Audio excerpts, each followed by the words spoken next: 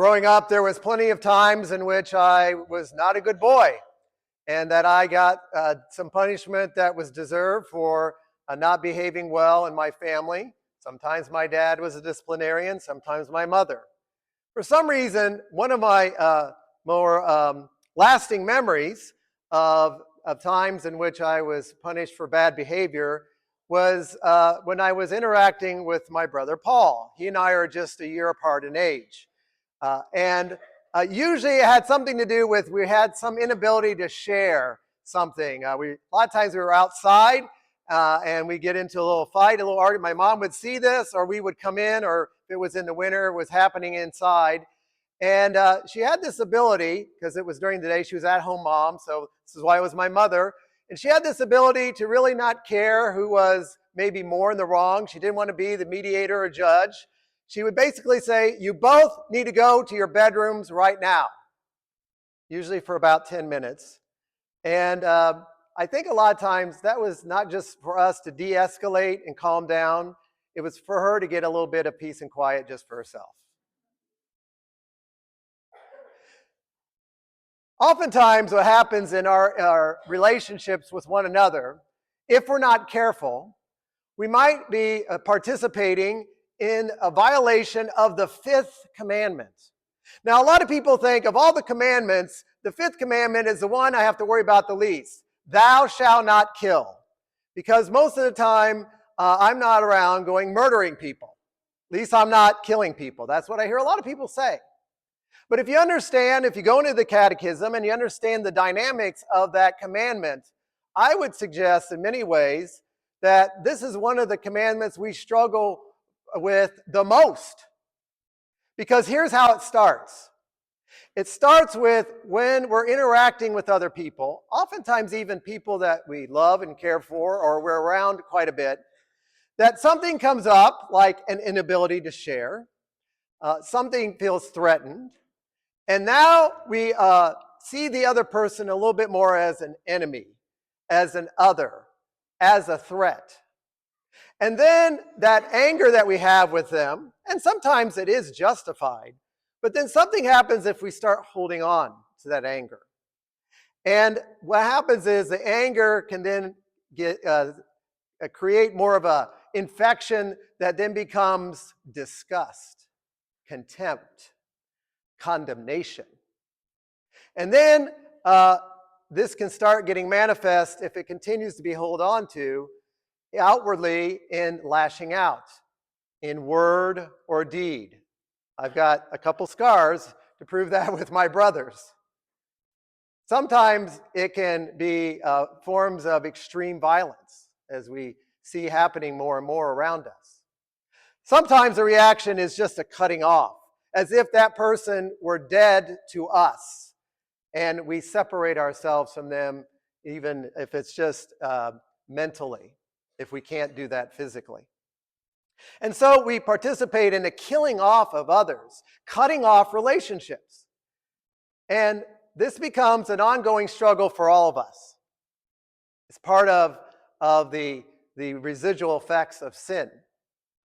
And here's the danger. First and foremost, if we don't acknowledge that and help each other in working on this, then we are perhaps adding to a culture and a world that's more feeding in to disgust and contempt instead of a life of coming together. We can turn that easily, and it usually will happen when we turn it on ourselves and we don't see the value of our own life. And it's easier to not value other people's lives when we don't even value our own. And then part of that is because then maybe it's not so much we describe it as contempt or disgust or anger, but a frustration, a disappointment that kind of leads into despair of our relationship with God. Is there really something beyond me that cares for me? And so if we're not paying attention to this, the way in which the fifth commandment starts working in our life really works us over.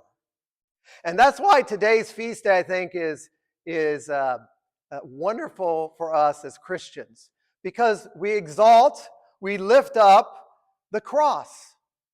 And it is so ironic in many ways because this instrument of death, of killing, is actually a reminder of the victory that Christ won for us when he died on that instrument of death, and then God raised him in the resurrection.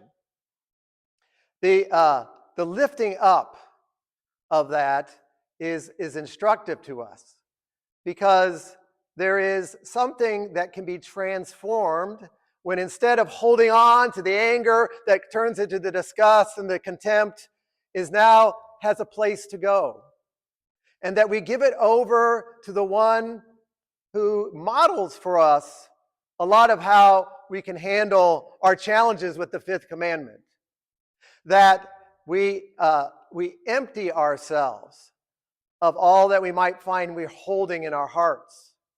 That then we are humble in our approach to ourselves and to others. That we become obedient to God's will and not to our own base impulses. And that then we let it go because Jesus accepted obediently even death, even though he was God. Death on the instrument of contempt and disgust and anger, the cross. When we then allow the person of Jesus, who has triumphed over all sin and evil and death, and give this over to him, because that was Moses' prescription to the people, to look at what was killing them, causing death around them. But it was safe now. It was a bronze serpent. And it's even safer for us because when we look at what was lifted up on this tree, on this pole, on the cross, Jesus himself, what are we really looking at? We're looking at the one who came because God so loved the world. Not to condemn the world, but that the world might be saved. This is who we're looking at. Is that always what gets transformed in us when we orient our lives fundamentally toward Jesus. And we use the cross as sort of a focal point to see him, to acknowledge him, to bend our knee to him. Then what happens is that what becomes the prevailing reality in our life in Jesus Christ is not condemnation, it's not lashing out, it's not cutting off. It's love. It's the love that God has for us, even in our own sin. And it's the love that fills our hearts that pours out into a world that most desperately needs it. You see, it was usually, if I remember right, it's usually about 10 minutes of time separated in our bedrooms. It would take maybe half that time, where of course you get a little bored. We didn't have all the electronics back then. And also you're like, this is not fun. I would rather be outside playing with my brother. And you forget pretty quick, like, what were we even fighting about? And what was the problem? And then we would even start talking to each other through the vents, the air conditioning vents in the bedrooms to each other. So by the 10 minutes, my very spiritually wise mother, who was taking care of herself, was teaching us a lesson. Look at what is going on. Take a hard look and then see beyond that.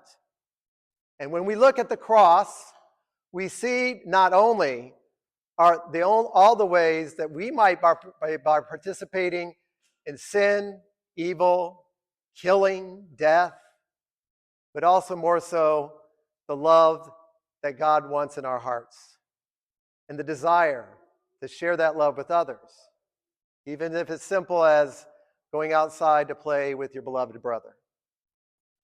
We exalt the cross as Christians and proclaim Jesus Christ as Lord over all evil, sin, and death, because God so loved the world that he sent us Jesus to die on the cross and raise him to life, that we might not be condemned, but we might have eternal salvation.